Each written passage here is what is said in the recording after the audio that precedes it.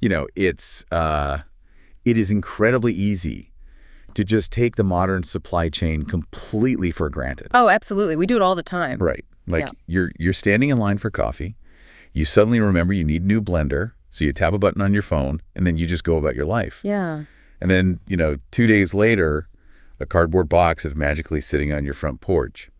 We basically treat it like a magic trick. It really does feel like a magic trick. But I mean, mostly because the audience is only ever allowed to see the prestige, right? As consumers, our entire experience is just limited to that final triumphant moment when the delivery van pulls away. Exactly. But the real magic isn't the box appearing. It's this massive, highly choreographed machinery that's operating under the stage while we're all distracted. And that is exactly what we are digging into in today's deep dive. We are exploring materials from the APICS Certified Supply Chain Professional Learning System. Which is fantastic material, by the way. Well, it's incredible. And for anyone unfamiliar, this is essentially the definitive industry standard playbook for how the global economy physically moves. So our mission today is to demystify this 24/7 dance that happens between the moment you click buy and the moment that package arrives at your door, or, how items magically appear on a retail shelf. And to do that, we really have to look at this through the analytical lens of a supply chain architect, because we aren't just going to look at how goods move. We need to explore why these architects make the highly specific and frankly often counterintuitive choices they do. Right. Because every single decision in this unseen world is a really high-stakes balancing act. It's between speed, cost, and customer satisfaction. It is just a constant, endless game of trade-offs. Okay, so let's unpack this, because if we follow the journey of our hypothetical cardboard box, the story usually starts in the place where goods rest before they're called into action, right? The warehouse. The good old warehouse. Yeah, but looking through this APICS material, the way I used to picture a warehouse. Yeah. Just a giant dusty room full of racks and boxes gathering cobwebs, that is completely outdated. Oh, completely, yeah. If you are envisioning this static holding pen, you are entirely missing the reality of modern commerce. Today's warehouses are dynamic, value-adding processing centers. Not just storage units. Right, not at all. I mean, they certainly still perform the basic services, right? Receiving incoming freight, put away, picking items off the shelves, packing them, marking them for shipment, all that standard stuff. But the true value of a modern facility comes from activities designed to keep inventory in constant motion, or to fundamentally change the product at the very last possible second. Wait, change the product, like manufacturing? Essentially, yeah. But let's start with the constant motion part first. Okay, yeah, because the idea of keeping things in constant motion brings us to a concept in the sources that I found brilliant, which is cross-docking. and its close cousin, break bulk. Yes. Classic strategies. So with cross-docking, a facility is literally moving freight directly from the receiving dock on one side of the building straight across the floor to the outgoing shipping dock on the other side without ever actually putting it onto a storage rack. Not even for a minute. Right. I was trying to visualize this, and it feels a lot like a bustling international airport. Oh. Like the boxes are just passengers making connecting flights. Nobody is there to, stay in a hotel. They're literally just changing planes. That is a highly accurate way to look at it. The goal is flow, not storage. And break bulk is a really specific, strategic flavor of that flow. How so? Well, think about the transportation costs of moving goods across the country. Hauling a half-empty truck is a massive waste of money. Oh, obviously. So let's use a specific example from the text, Walmart dealing with camping cots. Okay. A manufacturer might send a massive, fully loaded semi-truck containing nothing but hundreds of identical camping cots to a break bulk distribution center. Right, because shipping that one full truckload over a huge distance is the absolute cheapest possible way to move bulk mass. Precisely. You max out the truck. But once that homogeneous truckload arrives at the break bulk facility, the workers split it up. They do not store the cots. They just break the bulk shipment down right then and there. Exactly. They immediately allocate, say, 5 cots to an outgoing truck bound for a store in Ohio, and then maybe 10 cots to a truck heading to Michigan. And they mix them in with an assortment of completely different goods, like, grills and coolers. Right. So the distribution center is basically acting as a mixing valve. That's a great way to put it. It saves the retail stores from having to manage, tiny individual shipments from hundreds of different manufacturers. Okay, so that handles the really efficient movement of finished goods.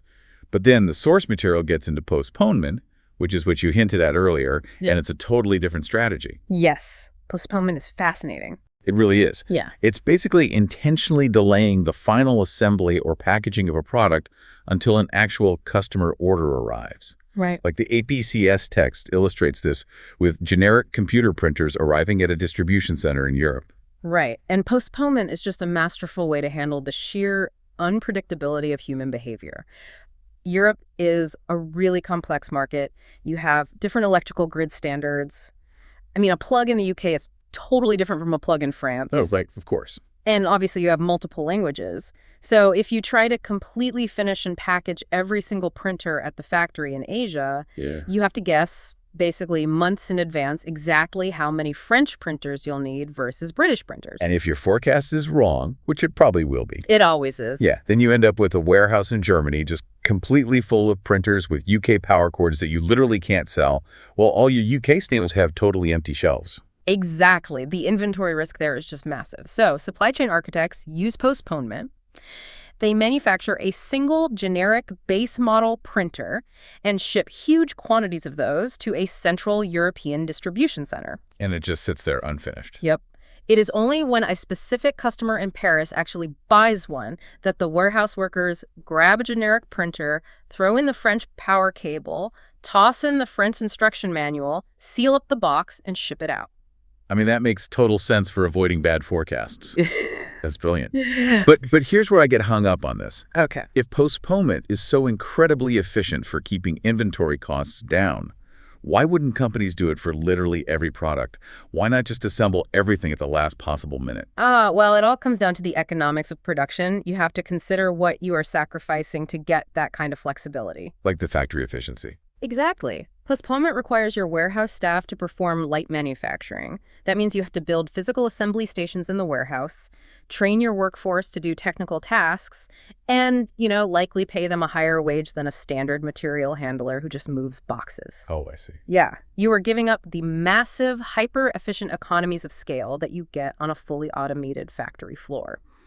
So for a high-margin item like a printer or consumer electronics, avoiding unsellable inventory is completely worth the extra labor cost at the warehouse. But for something cheap. Right. For a low-value commodity like a basic plastic toy, it simply isn't worth the trouble. The margins aren't there. So again, we're right back to that high-stakes game of trade-offs. Always.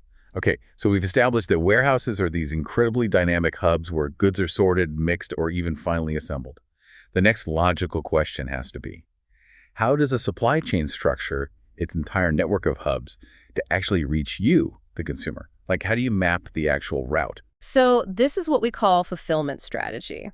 And the architecture here has become wildly complex in recent years because, well, consumer behavior has completely fractured. Right, because we don't just go to the mall on Saturdays anymore. Exactly. You buy in retail stores, you buy online for home delivery, you buy online and pick up in the store. A modern supply chain network has to be structured to handle all of those pathways simultaneously. And that sounds like a nightmare to organize. Let's walk through the main strategies the text outlines. First up, you have integrated fulfillment.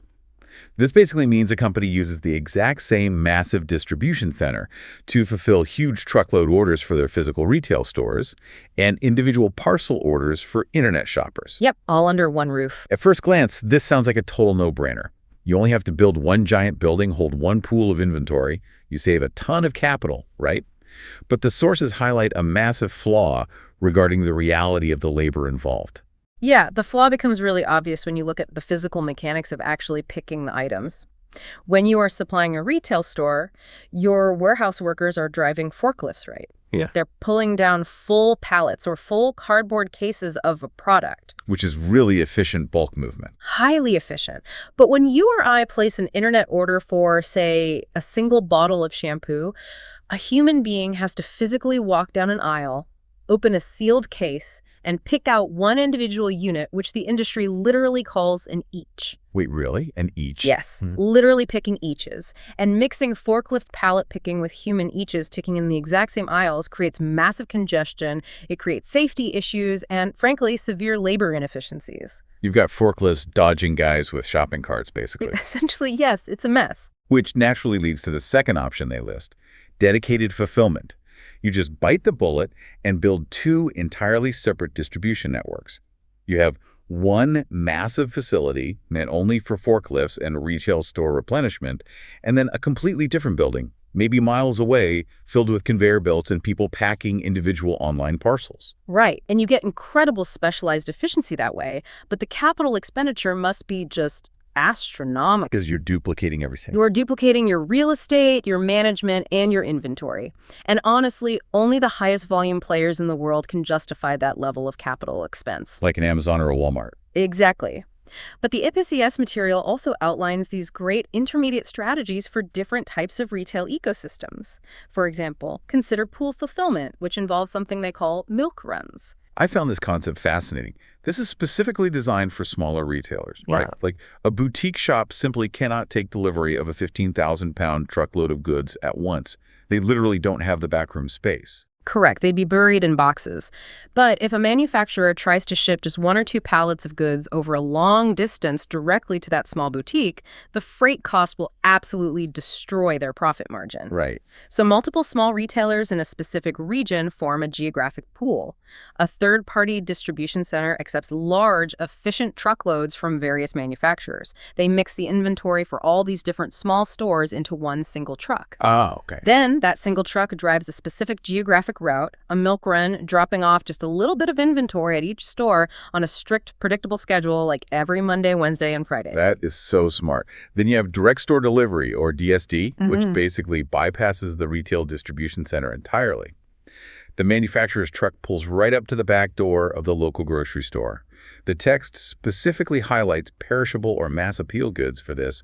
Think snack chips, soda, or beer. Yeah, and what's critical to understand about DSD is a concept called vendor managed inventory, or VMI. VMI, okay. Right. With these specific types of goods, the delivery driver isn't just dropping a pallet on the loading dock and asking the store manager to sign a clipboard.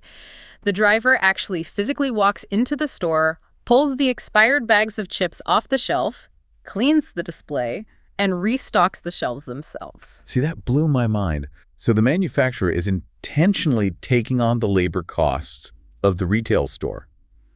Why on earth would they do that? One word: control. Control. Total control. The manufacturer retains absolute control over how their product is presented to the consumer. They ensure optimal shelf placement, they guarantee freshness, and they never have to rely on some busy grocery store clerk to remember to bring their product out from the back room. Oh, that makes sense. If you're Coke or Pepsi, you want your stuff looking perfect. Exactly. For highly competitive, fast-moving consumer goods, that control is absolutely worth the extra labor cost of the driver. Okay, I track with all of that. But I do want to push back a little on one of the omni-channel models mentioned in the sources, which is store fulfillment. Okay, let's hear it.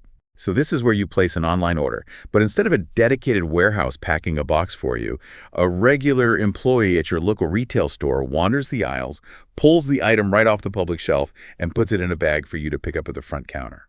I have to be honest, isn't it a massive risk to rely on part-time retail employees who are already dealing with in-store customers to suddenly act as warehouse pickers? Doesn't that invite massive service errors? Oh, it absolutely invites errors. It is a huge operational risk. Right. The APICS material explicitly notes that retail employees often have divided attention, which leads to higher rates of mispicks, bagging the wrong flavor of chips or the wrong size shirt for the customer. Yeah, because they're being stopped by people asking where the bathroom is. Exactly.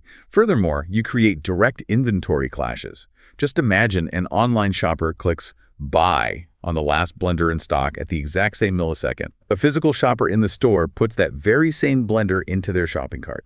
The software system thinks it's available for the online order, but the physical reality is that it's already gone. That sounds like a total customer service nightmare. So why are so many big box retailers doing it right now? Because the capital savings are simply too massive to ignore. Think about it. You are essentially turning your existing retail footprint into hundreds of mini distribution centers placed right in the consumer's neighborhood without pouring concrete for a single new warehouse. It's basically free real estate from a warehouse perspective. Exactly. If a company can manage the service errors through better software and training, the speed of delivery to the customer and the savings on real estate are just undeniable. And I guess the alternative to that chaos is flow-through fulfillment, where the main retail distribution center packs your specific online order into a parcel and just tosses that sealed box onto the regular semi-truck, heading to your local store. Yes. So you still drive to the store to pick it up, but the store employees never had to wander the aisles looking for it. Precisely. It solves the labor and accuracy issues at the store level. But again, trade-offs. Always trade-offs. The customer has to wait longer. You cannot offer a 1-hour pickup window with flow-through fulfillment because the item still has to travel from the central warehouse on the regular truck schedule. Right. Okay, so we've mapped out the fulfillment network. We know the strategic route. But how does the physical box actually cross the miles? Because choosing the right transportation mode is a huge decision. And according to the sources, it's basically dictated by the physical nature of the product itself. Yes. To truly understand transportation selection, we have to grasp a crucial metric: value density versus packaging density. This is basically the guiding principle of all freight. Right, so you are essentially comparing the financial value of the item against the physical space and weight it takes up. The APICS text contrasted shipping bricks versus shipping digital cameras. A perfect example. Right, because bricks have extremely low value density. They're heavy, they take up a ton of space, and they are really cheap. Cameras, on the other hand, have incredibly high value density. They're small, light, and worth a fortune. So calculating value density is essentially deciding whether you're shipping a truck full of diamonds or a truck full of feathers, and then looking at your watch to see how fast you need the cash from the sale. That is a very vivid analogy, but it is completely accurate. It is really all about the time value of money. Okay. If you put $10 million worth of digital cameras on a slow cargo ship that takes 4 weeks to cross the ocean, you have $10 million of your company's capital tied up, doing absolutely nothing for a whole month. Just floating out there? Just floating. You cannot invest that money. You cannot use it to pay employees. You need to recover that invested capital quickly. Therefore, cameras fly. Even though airplanes are insanely expensive? Air transport is very expensive, yes, but it unlocks the capital in days rather than weeks. The math works out in your favor. But with bricks, the transportation cost could easily exceed the value of the product itself if you tried to put them on a plane. Exactly. Bricks are shipped as cheaply and directly as possible. Speed doesn't matter because the capital tied up is minimal. Which brings us to the actual modes themselves. Let's start with motor transport trucks. They are definitely the most accessible. I mean, they can pull up to almost any loading dock in the country. The economics here are really interesting too. Oh, definitely. You've got low fixed costs because, well, the taxpayers build and maintain the interstate highway system. The trucking company basically just buys the vehicle, but they have very high variable costs: fuel, driver wages, maintenance per mile. And trucks are generally divided into 2 categories: truckload, or TL, for shipments over 15,000 pounds that fill the whole trailer, and less than truckload, or LTL, for smaller shipments that need to be consolidated. Right. Trucks have essentially monopolized the short and medium haul markets because of their incredible point-to-point flexibility. Then you have rail transport, which is like the exact opposite economic model. Massive fixed costs to lay down the steel tracks, buy the land, purchase the locomotives, but very low variable cost to operate per mile. Yes, highly efficient for moving heavy bulk commodities like coal or grain. But, as you can guess, you can't exactly park a freight train behind a local grocery store. It requires a handoff to a truck at some point. Right. Rail is fundamentally limited by its lack of direct access. But if you really want to talk about raw, staggering volume and efficiency, we must discuss water transport. Water is just the undisputed king of global supply chains. Without a doubt. The scale of water transport mentioned in the text is frankly difficult to wrap your head around. They pointed out that a single barge on a river can hold 1,500 metric tons of cargo. It's massive. That is the equivalent of more than 30 fully loaded double-trailer semi-trucks. And that's just one barge. It is unparalleled for moving high-density, low-value cargo over massive distances. But that incredible scale comes with some profound vulnerabilities. Yeah. Because when things go wrong on the water or at the ports, the economic ripple effects are just devastating.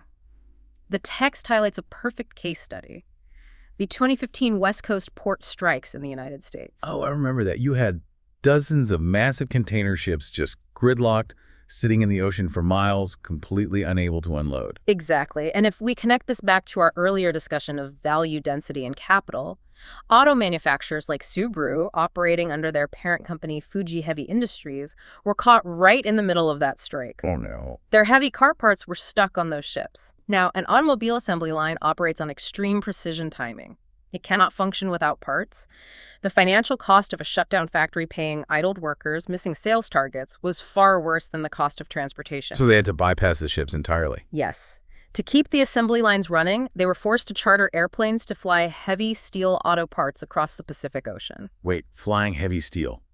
That goes against literally every rule of value density we just talked about. That must have been insanely expensive. It was. It added approximately $59 million per month in emergency transportation costs. $59 million. Oh my gosh. It perfectly illustrates how delicate the balance of these transportation modes really is. You optimize for water to save money, but one bottleneck forces you into the air at massive premiums. That is wild. Now, a mode I never really think about is pipeline. It's unique because it's a stationary carrier, right? Only the cargo, like oil or natural gas, actually moves. Right. It operates 24 hours a day, 365 days a year. It has the absolute highest fixed cost to build the infrastructure, but the absolute lowest variable cost to operate once it's actually flowing.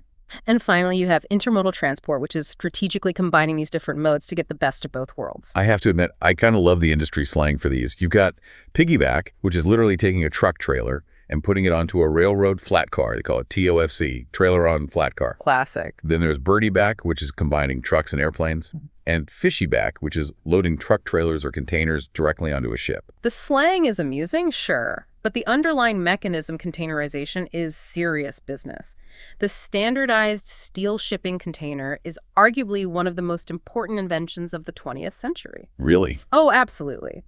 It allows a single sealed box of goods to seamlessly move from a ship in Shanghai onto a train in Los Angeles and then onto a truck in Chicago without a human being ever having to open the box or touch the individual items inside. It eliminated massive amounts of labor friction. Okay, so we've followed the box to the warehouse, we've selected the fulfillment route, and we've chosen our mode, let's say a truck. The absolute final piece of the puzzle is who exactly owns and operates that truck? We need to talk about carrier selection because the legal and economic rules binding these companies are surprisingly intense. They are. Carrier selection generally falls to 4 main legal categories: common, private, contract, and exempt carriers. Let's start with common carriers, sometimes called public carriers. They are the absolute backbone of commercial transport, but I found the level of regulation applied to them fascinating. They are legally bound to serve the public. Yes. They cannot discriminate. If a common carrier has the proper license and equipment for your type of freight, they essentially must accept your business, and they have to charge a published, reasonable rate.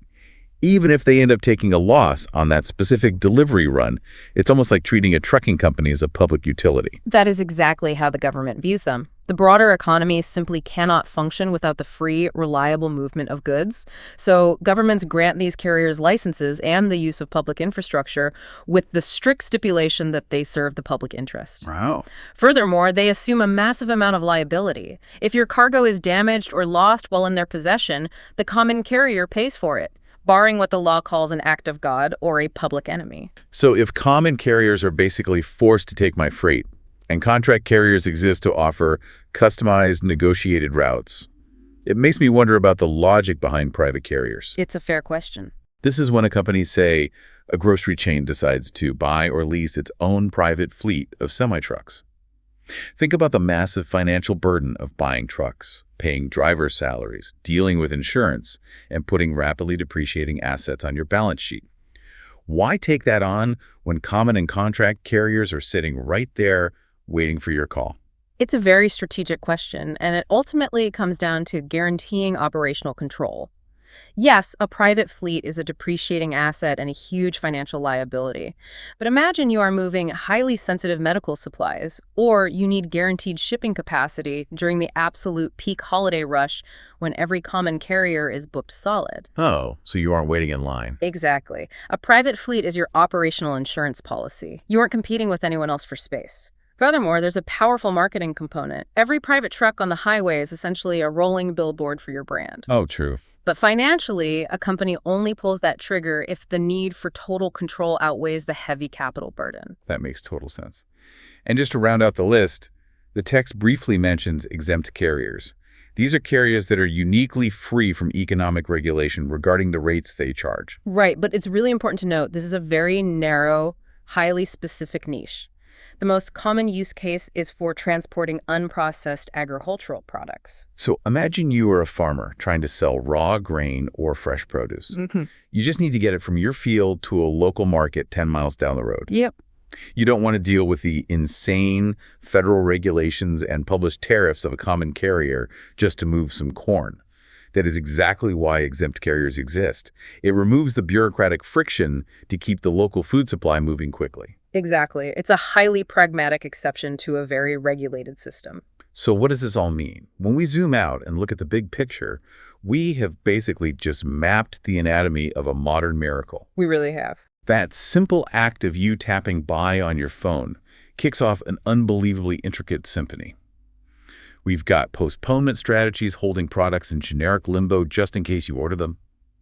We've got fulfillment algorithms deciding in milliseconds whether to pull your item from a dedicated warehouse or rely on a part-time retail worker to grab it off a local shelf. We've got complex density calculations determining if your box flies through the air or floats on a 1,500-ton barge, and an invisible web of legal contracts dictating exactly whose truck brings it into your neighborhood.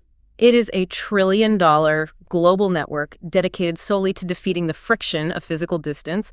But I want to leave you with a provocative thought that isn't explicitly detailed in the APICS material, but builds directly upon everything we've just discussed today. Ooh, I love these. Let's hear it. As you consider this massive physical web of container ships, freight trains, break bulk warehouses, and milk run trucks, consider the rapid advancement of commercial 3D printing. Oh, wow. Okay. If the final node of distribution eventually becomes a printer sitting in your own home, or even just at the end of your street, how much of this $1 trillion transportation network simply vanishes overnight? We are currently optimizing a massive physical system that decades from now might be completely bypassed by simply transmitting digital files instead of moving physical boxes. Shipping data instead of shipping atoms. You just send the blueprint and print the blender at home. That changes literally everything we just talked about. It really does. Well, on that totally mind-bending note, thank you for joining us on this deep dive into the invisible world of supply chains. The next time you see a cardboard box waiting on your doorstep, or you're stuck behind a delivery truck idling at a stoplight, I guarantee you will look at it with a whole new perspective. Catch you next time.